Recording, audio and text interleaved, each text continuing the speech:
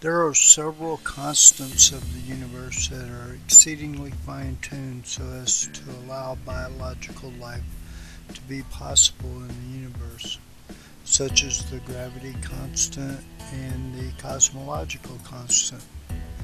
To give you an idea as to just how fine-tuned the gravity constant actually is, here are a couple of short video clips. Strobel learned that life also hinges on the precise strengths and relative values of many different physical constants. One example of this fine-tuning is the force of gravity.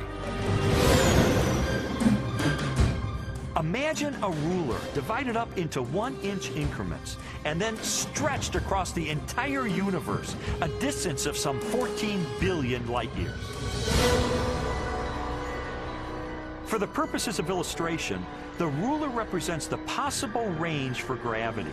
In other words, the setting for the strength of gravity could have been anywhere along the ruler, but it just happens to be situated in exactly the right place so that life is possible. Now, if you were to change the force of gravity by moving the setting just 1 inch compared to the entire width of the universe, the effect on life would be catastrophic. No large-scale life forms could exist. Anything that was more than the size of a pea would be completely crushed. So you might be able to illustrate that. Suppose that, to be generous, that the universe is 30 billion light years across, the observable universe, and we stretch a tape measure across that, okay? That comes out to about 10 to the 28th inches. Now, peg Newton's constant on one of those inches, okay?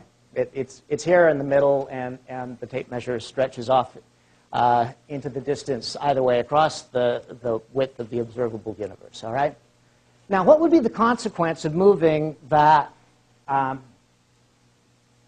Newton's constant, say, 1 inch to the right or 1 inch to the left? Well, 10 to the 40th divided by 10 to the 28th is 10 to the 12th. So with respect to the width of the whole universe, moving it 1 inch this way would increase the force of gravity a trillion-fold or decrease it a trillion-fold. If you decrease it a trillion-fold, no structures of any consequence are going to form. And if you increase it a trillion-fold, even Weight Watchers isn't going to help you.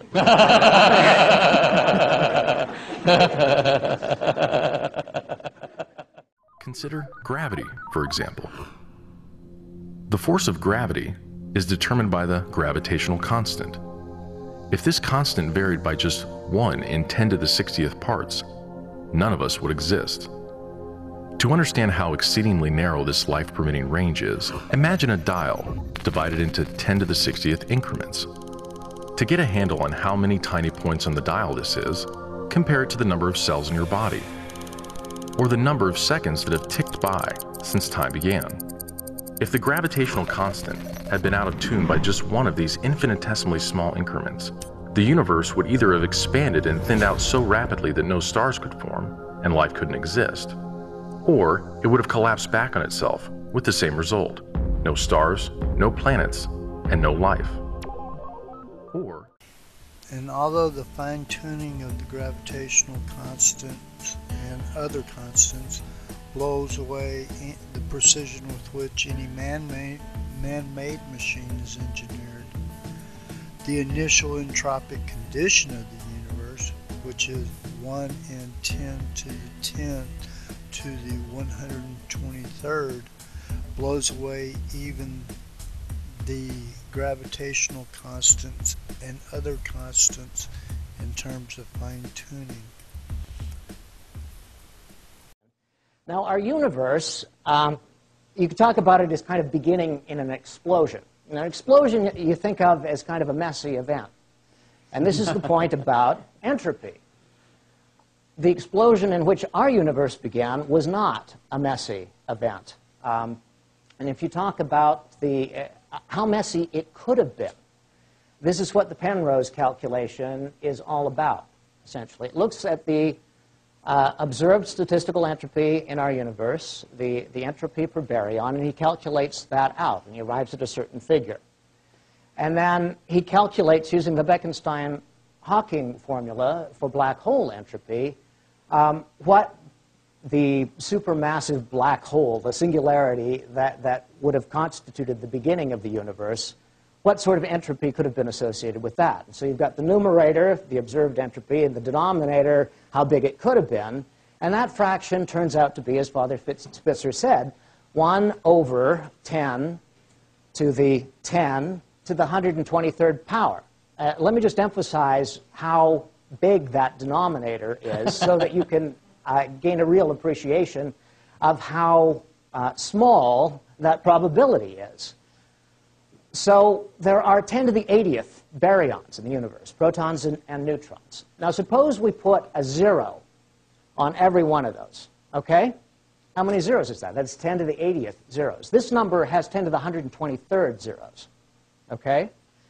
So you would need 100 million, trillion universes our size with a 0 on every proton and neutron in all of those universes just to write out this number. That's how fine-tuned the initial entropy of our universe is. And as Father Spitzer said, if there was a pre-Big Bang state and you have some bounces, that fine-tuning gets even finer as you go backward, if you can even imagine such a thing. So that's the fine-tuning of the initial conditions that we observe. As well, the 1 in 10 to the 10 to the 123rd probabilistic number for the initial entropy of the universe also presents some rather significant conundrums for any naturalistic theory as to how the universe originated. Dr. Gordon puts the conundrum like this, and he also puts it like this.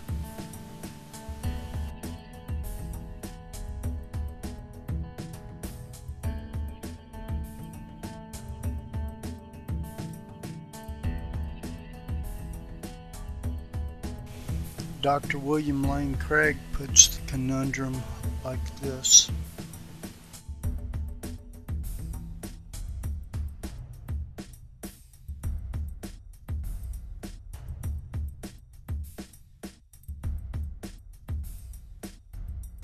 Here's a short video clip that gets this point across very well. Furthermore, small patches of order are far more probable than big ones.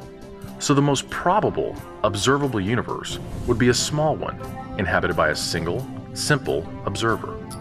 But what we actually observe is the very thing that we should least expect: a vast, spectacularly complex, highly ordered universe, inhabited by billions of other observers.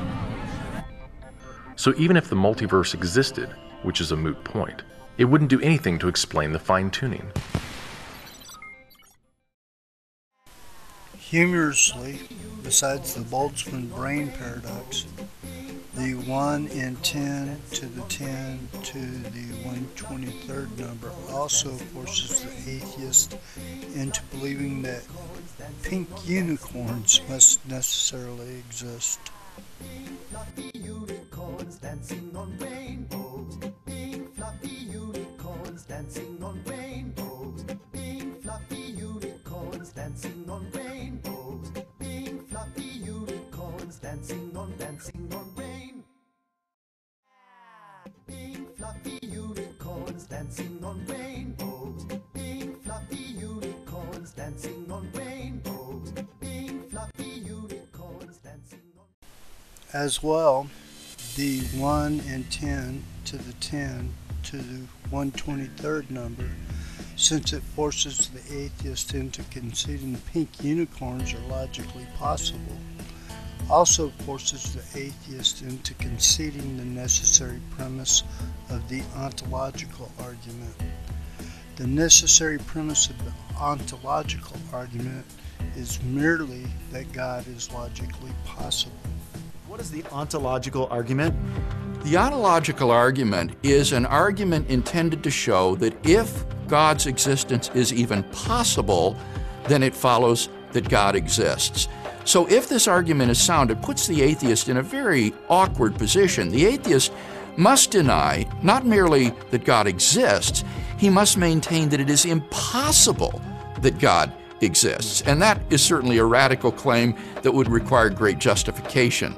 The ontological argument goes something like this. God is by definition the greatest conceivable being. Now, what would the greatest conceivable being be like? Well, he would be omnipotent, he would be omniscient, he would be all good, and he would be necessary in his existence. He would exist in all possible worlds. Now, if such a being is possible, that means that a being like that exists in some possible world. But you see, if a being of that nature exists in even one possible world, then it exists in all of them, because that's part of what it means to be the greatest conceivable being. But if it exists in all of them, then it exists in the actual world, therefore God exists. So the argument is basically, if you think that God's existence is possible, then it follows that God exists. So, interestingly, in this video entitled The Ontological Argument for the Triune God, refines the ontological argument for a maximally great being into a proof that, because of the characteristic of maximally great love, God must exist in more than one person. Without this distinction, we are stuck with the logical contradiction of maximally great love being grounded in one's own person, which is the very antithesis of maximally great love. And in this video, Dr. William Lane Craig shows how the characteristic of maximally great love works against the Muslim God and provides a proof against the Muslim God being maximally great. Well, that's the end of the video. Thank you for watching.